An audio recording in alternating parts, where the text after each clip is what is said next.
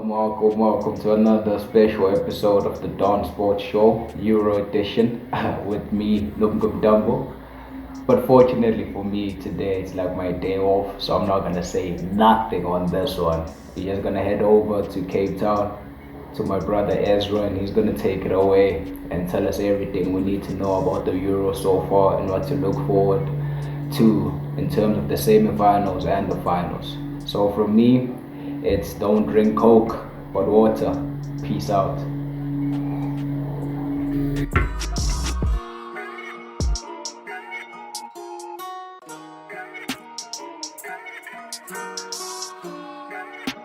Clearly it's warm that side, bro. Cause this side, you want to go get jacket, to go in the hood. Hey, it's a bit chilly, but we're not here to talk about the weather. We're here to talk about the Euro 2020. You know, what an awesome tournament so far. You know, we've had like amazing games. I think one of the games that I can think of right now is a 4-2 game with Germany and Portugal, where Ronaldo started showboating and then he caught hands at the end of the day or end of the night. You know, and just speaking of the group of death, actually, before I even touch on it, I don't know if you guys have watched Lumko's video regarding the Euros. If you have not, I think somewhere here, just click on it and just watch it real quick. You'll see the predictions he made in terms of who are the dark horses, who are the favorites, and as well as the group of death. So getting into the group of death, it lived up to its name, man. It was a group of death.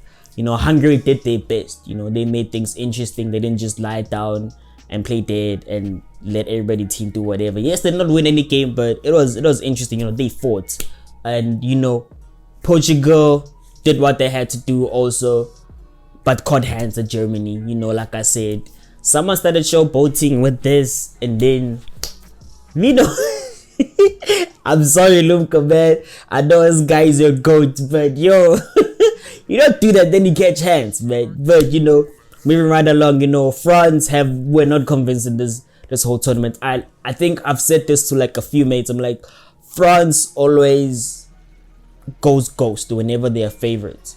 You know, with the 2018 World Cup, they were not favorites, you know, so, and, you know, there was not too much pressure on them, but leading up to this, them and Belgium were like the two countries that people are like, yo, look out for these teams. They have Kevin De Bruyne, Lukaku, Torgan Hazard, you know, Edison Hazard, Axel Witsel, Courtois, and you go to a France, Pogba, Mbappe, Griezmann, and obviously big bands coming back. So it was that whole hype around these two teams, and they just did not live up to that, you know, because look at them now. They are home, they're on vacation, the players, you know. And then you look at a Switzerland, for example, who just came in and did their business, and look at them now. You know, unfortunately they went out, but you know, they fought. And then you look at the Denmark, you know, they had a situation, you know, like a horrible situation that we never want to see in football, you know, with Christian Eriksen, you know, but look at them now, they're in the semi-finals, you know, they did well, you know, I think they used that whole unity that brought them together because of that one incident, and they made sure, you know what, they fight by any means necessary, and they've went under the radar. I mean, like in the semi-finals, I think they are the underdogs compared to Spain, Italy, and England. You know, I feel like Denmark are the underdogs, and who knows, man, they could pull a Greece. I don't know if you guys remember how Greece won their Euros. They could pull a Greece, you know, just out of nowhere, and then they win it, and then we are there like, hey, bro, what happened to Portugal, England, Spain, Italy, France, Belgium, all these great nations that we speak of, you know? But sometimes, you know, it takes unity to win these short tournaments, you know, and the likes of Denmark have it, you know, but also Italy, they have it because they've gone 32 games unbeaten and they've won 13 in a row so far, you know. So that shows you like unity that Mancini has brought to the Italian teams. And Lumko did touch on it as to like how Mancini, you know, changed how Italians play. Obviously, they're still defensive. I mean, they still have Bonucci and Chiellini, who are just great. And speaking of just the Italians, now let's just get to the semi-finals, right? They play against Spain. You know, Spain has a Timo Morata there who misses 1,000 chances and probably scores one. And with that centre back pairing as strong as it is, I don't see Morata causing any much of a problem. And remember, Morata has played with Bonucci and Chiellini at Juventus. So they know already, these defenders already know how Morata moves.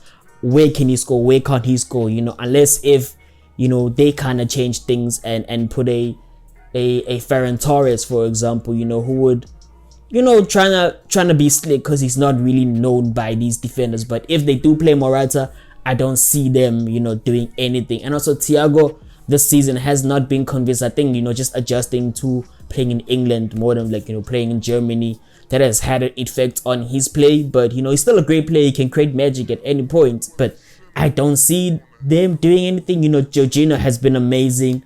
Locatelli has been amazing. Insigne, his goal. Oh my goodness.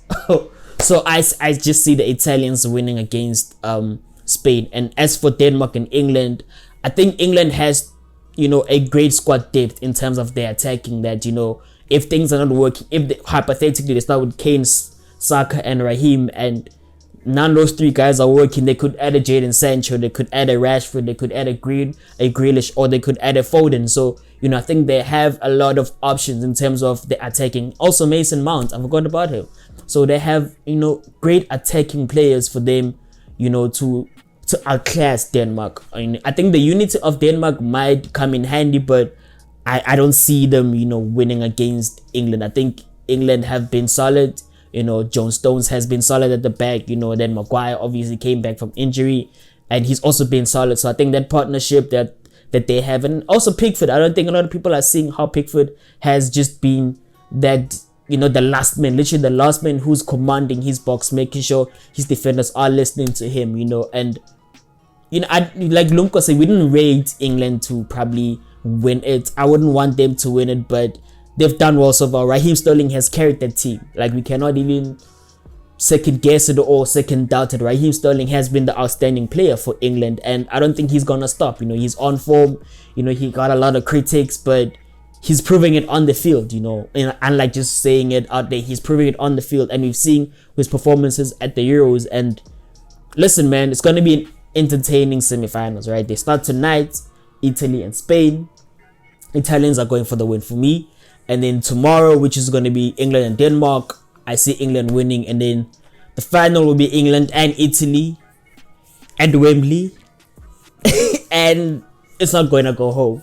It's not staying at Wembley. It's going all the way to Italy. I see the Italians just dominating. I think their unity and as to how they've approached this tournament has been successful for them. And I don't see them changing it or trying to think too hard about it. So I just see them, winning the Euros. And yeah, that's it for me. But most important thing that you guys need to do is drink water. Drink water, guys. Please, yo. But also don't forget to like, subscribe, comment. Tell us which team is going to win. Tell us which team is going to win the Euros. I'm going for Italy. You could probably go for Spain. You could probably go even for Denmark. But I'm going for Italy. Let us know, man. And I'm Ezra, your host. And we out.